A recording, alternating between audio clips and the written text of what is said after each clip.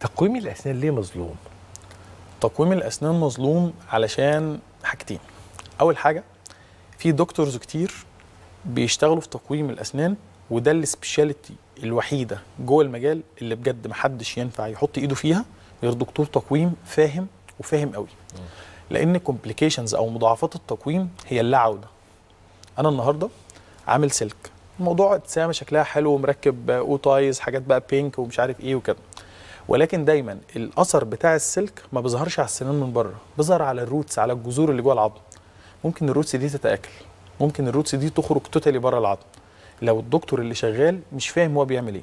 طب لو الدكتور اخصائي وفاهم هو بيعمل ايه كويس، ان يحصل اي مشاكل من دي. تاني حاجه، في معلومات كتير مغلوطه.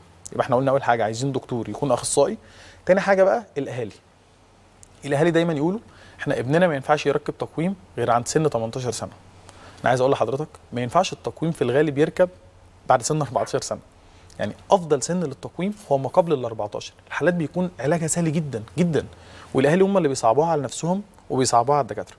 قبل سن 14 سنه سواء ولد او بنت، العظم ده بيكون زي حته العجينه، زي حته الصلصال، نقدر نشكله. فك كبير نصغره بدون ما نخلع، والامور بسيطه. بعد سن 14 سنه لما بيكتمل الاوسيفيكيشن، بيوصل لدرجه كبيره العظم يبقى جامد خلاص، لما المريض بيجي ما عدناش نقدر نتحكم في العظم، بقينا بنقدر نتحكم في السنان. طب لو المشكله في العظم ما عادش ينفع، نضطر بقى ان احنا ممكن نخلع سنان، نعمل عمليات جراحيه ونقص عظم. فغلط المعلومات وان في ناس مش اخصائيين بيحطوا ايديهم، ده اللي مخلي التقويم شويه مظلوم.